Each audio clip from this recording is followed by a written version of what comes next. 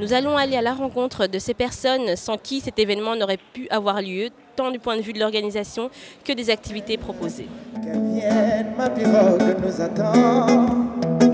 Cette nuit, c'est la dernière qu'elle s'entend. Oh ma belle, dans la case enfumée de ses parents. Ce projet, en fait, il y a des jeunes qui ont eu l'idée, après avoir vu la situation qui se passait en Somalie, et qui ont dit, bon, nous aussi, maintenant, à partir de maintenant, on va, au lieu de laisser chaque fois les Européens organiser des choses qui sont très bien, d'ailleurs, pour qu'on se dise qu'on n'est pas passif. Et là, nous, on a soutenu l'activité de manière logistique et consorts. Mais on n'a pas voulu trop se mêler aussi. Parce que aussi, je pense que la meilleure manière aussi de rendre ces jeunes forts-là, c'est de les laisser s'organiser eux-mêmes et de les aider là où ils ont besoin, sans pourtant s'immiscer dans leurs affaires, et pour les laisser grandir aussi et être.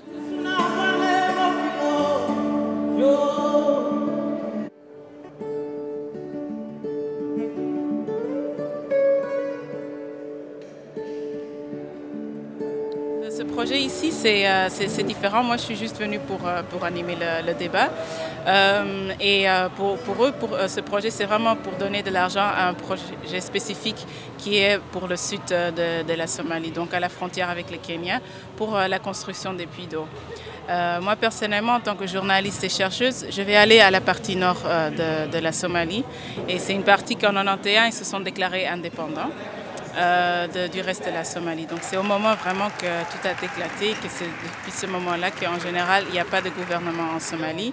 Mais le Somaliland, eux, ils se sont organisés tout seuls. Ils ont cherché la reconnaissance aussi internationale de leur indépendance, mais ils ne l'ont pas eu parce que, bon, entre-temps, la communauté internationale essaye quand même de construire un pays en Somalia.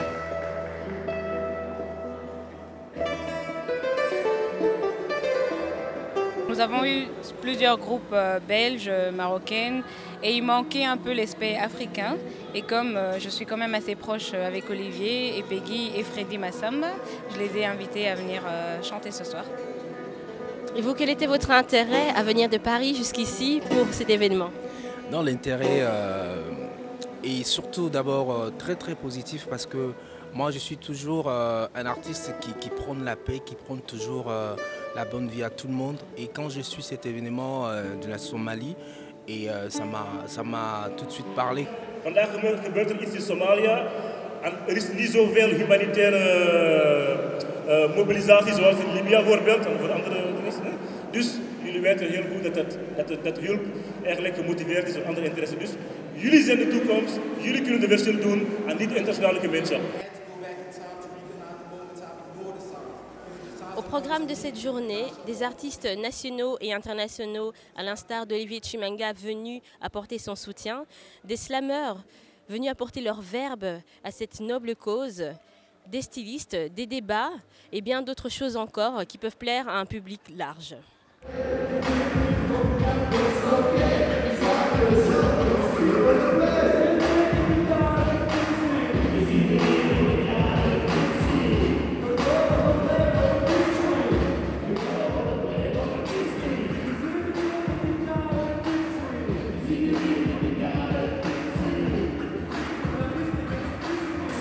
Un des éléments aussi importants, c'est la diversité dans cette organisation. Non seulement il y a le côté jeune et côté adulte, mais en plus il y a filles et garçons, et en plus il y a africains d'origine et européens.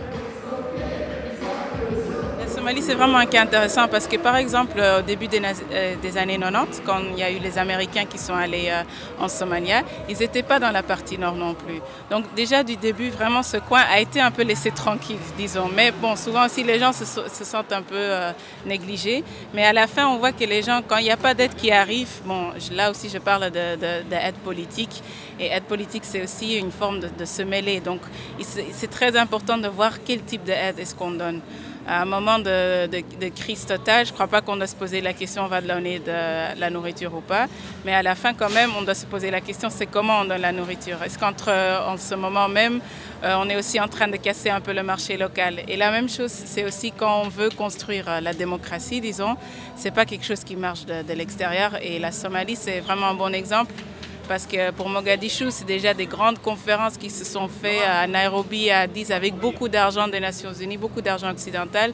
Et jusqu'à présent, le gouvernement qui est en Somalie, il est là parce qu'on l'a créé, mais il n'a pas de légitimité. Tandis que celui en Somaliland, où les gens ont cotisé eux-mêmes, ils ont vraiment financé, pris le temps pour avoir des rondes de réconciliation avec leur propre argent. Et c'est eux qui étaient vraiment le moteur. Parfois, il y a eu un peu d'aide, mais c'était vraiment eux qui étaient le moteur de ce change-là. Et c'est là qu'on voit que ça marche quand même beaucoup mieux. Donc, je crois que pour nous, de l'extérieur, ça nous pose vraiment on doit se poser des questions.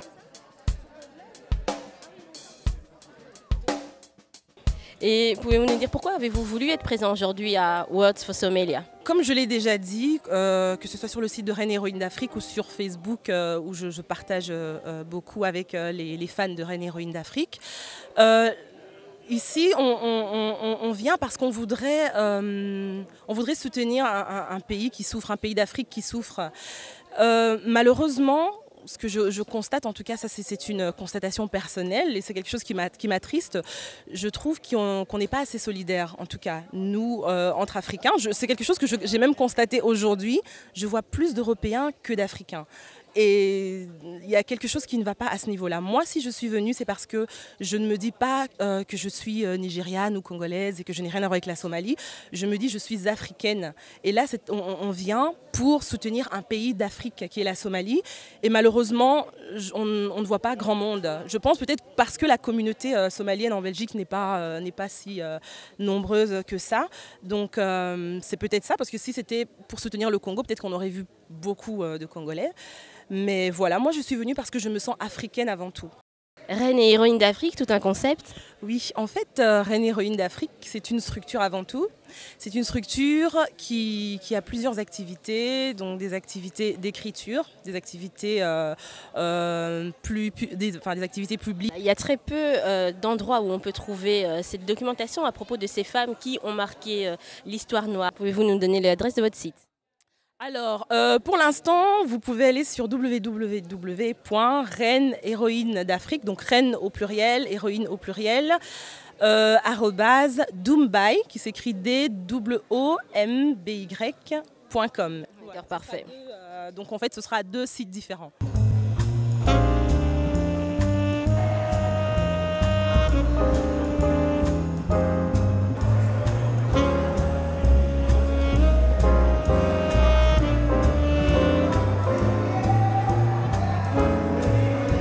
Vos vêtements sont composés de quelle matière? Nos vêtements sont composés de la matière wax, donc wax hollandais comme on dit, et le kente, donc un tissu traditionnel ghanéen.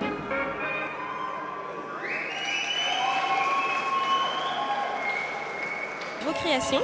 Oui, donc j'avais 30 silhouettes, 8 filles, une petite fille et un homme, donc 10 au total. Je suis d'origine ghanéenne, née en Allemagne. Et où puisez-vous vos inspirations? Un peu de partout. Donc la marque a été créée à Berlin et ce que j'aime beaucoup de cette ville, c'est que les gens sont ouverts d'esprit et mettent un peu tout ce qu'ils veulent. Et donc dans la rue, quand on se promène, on regarde un peu ce qu'on voit et on se demande comment on peut combiner ça avec une étoffe africaine, avec un tissu africain qui donne bien pour tout le monde, un peu comme ça. Donc on tire nos inspirations dans la rue, un peu de partout. Et surtout de la ville de Berlin, comme la marque a été créée là-bas. J'aime beaucoup cette ville parce que les gens sont vraiment ouverts d'esprit et mettent un peu ce qu'ils veulent. Et on regarde ce qui nous plaît et puis après on essaie de mettre ça en combinaison avec les tissus africains. Et pourquoi avez-vous souhaité être présente aujourd'hui à cet événement? J'ai souhaité être présente et bon, j'aide aussi à organiser. Je fais partie des organisateurs aussi parce que je me dis pour la première fois, on a la chance de pouvoir faire quelque chose pour aider nos frères et sœurs en Afrique. On se dit toujours qu'il faut des grands moyens, mais là chacun fait avec ce qu'il peut et chacun met un peu de son talent. Moi je pouvais apporter un peu de la mode pour comme ça attirer les gens et peut-être récolter des fonds pour la Somalie. Et si jamais nous étions intéressés par vos pièces, où pourrions-nous nous les procurer? Vous pouvez les acheter en ligne sur notre site web ou nous envoyer un mail et on vous les envoie par courrier. Et quel est le site? Le site, c'est malaikadesigns.de. Je vous remercie.